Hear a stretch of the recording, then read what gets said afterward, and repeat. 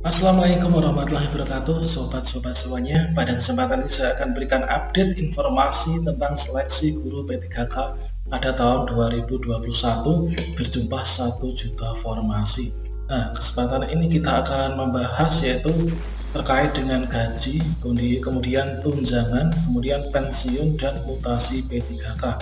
Dan materi ini berdasarkan pada diskusi antara Kementerian Pendidikan dan Kebudayaan bersama dengan pemerintah daerah mengenai seleksi guru P3K tahun 2021. Semoga informasi terkait dengan gaji, tunjangan, pensiun, dan juga mutasi P3K ini dapat membantu menjawab pertanyaan sobat-sobat semuanya pada kolom komentar saya di video sebelumnya ya. Nah, di sini seperti yang kita ketahui bersama bahwa rencana pelaksanaan seleksi guru P3K pada tahun 2021 itu mencakup tahapan sebagai berikut. Yang pertama itu adalah pengajuan formasi, kemudian nanti akan ada pendaftaran, kemudian nanti akan ada ujian seleksi, kemudian akan ada penempatan, kemudian yang terakhir adalah pemberkasan. Jadi tahap setelah pengajuan formasi oleh masing-masing kabupaten dan kota, maka nanti akan dibuka pendaftarannya. Nah, kemudian untuk pendaftarannya kapan? Nanti silakan simak video berikutnya ya. Terkait dengan ujian seleksi, setelah dilakukan pendaftaran maka nanti akan diberitahukan yaitu kira-kira untuk ujian seleksinya itu kapan dan apa saja yang diujikan. Kemudian setelah dinyatakan lolos sesuai dengan passing grade, maka nanti akan ditempatkan ya, dan akhirnya nanti pemberkasan. Nah, di sini kita bahas mulai anggaran penggajian P3K. Kira-kira gaji dari P3K itu asalnya dari mana?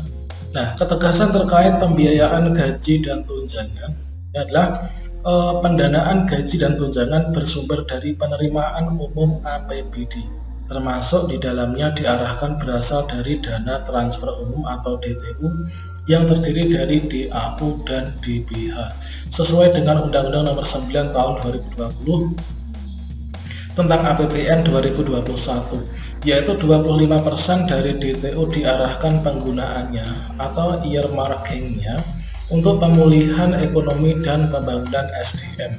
Pembangunan SDM dimaksud untuk mendukung pembayaran gaji guru P3K. Akan ada Permendagri sebagai peraturan turunan Perpres nomor 98 tahun 2020 tentang gaji dan tunjangan P3K yang menegaskan bahwa tunjangan P3K sesuai kemampuan keuangan daerah masing-masing. Kemudian apakah anggaran gaji sudah tersedia dan akan ditransfer ke pemerintah daerah? Nah, untuk penganggaran gaji P3K sudah diperhitungkan dalam formula DAU.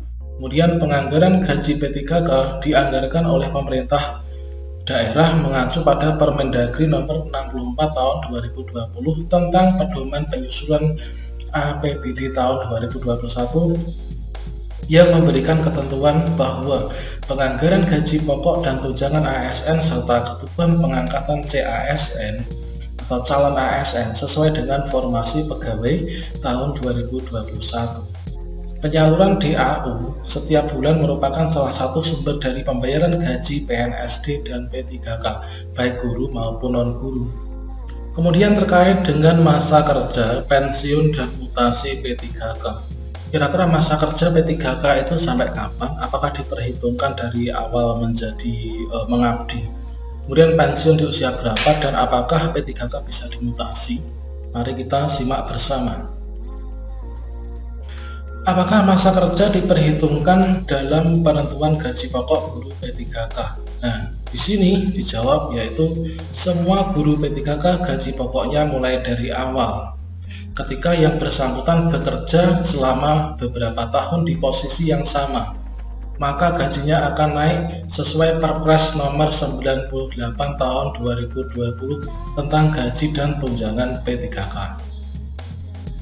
Di tahun-tahun selanjutnya, tidak ditutup kemungkinan akan dibuka posisi guru P3K dengan golongan lebih tinggi dan bukan golongan 0. Pendaftar tetap diminta mengikuti ujian seleksi untuk posisi baru tersebut. Kemudian apakah P3K mendapatkan dana pensiun?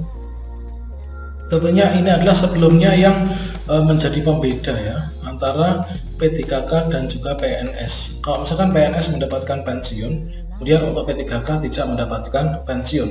Kemudian terkait dengan regulasi pengadaan seleksi P3K tahun 2021, itu bagaimanakah? Apakah P3K mendapatkan pensiun? Nah, Peraturan Pemerintah Nomor 49 Tahun 2018 tentang Manajemen P3K mengatur bahwa P3K tidak mendapatkan uang pensiun. Nah, pemerintah daerah dapat memfasilitasi P3K untuk untuk jaminan hari tua ya. Nah, jadi pemerintah daerah itu dapat memfasilitasi P3K ini untuk mengusahakan untuk mendapatkan jaminan hari tua. Kemudian berapa lama jangka waktu menjadi P3K?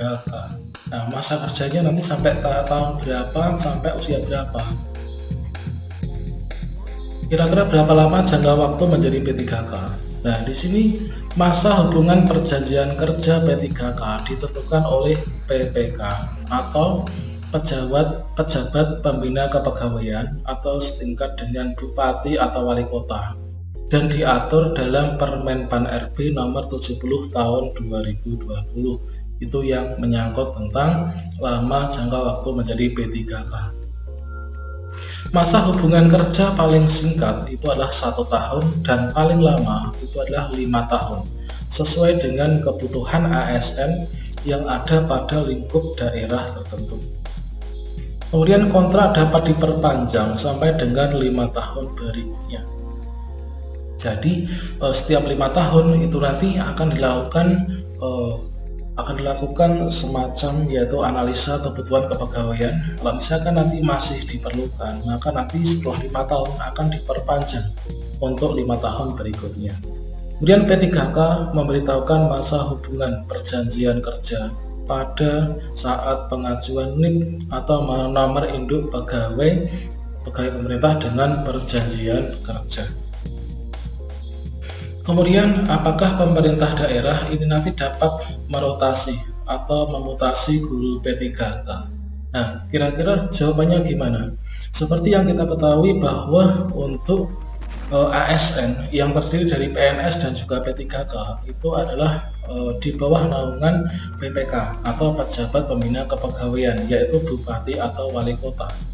Yang mana berarti dengan demikian ini adalah rotasi atau mutasi P3K termasuk kewenangan PPK.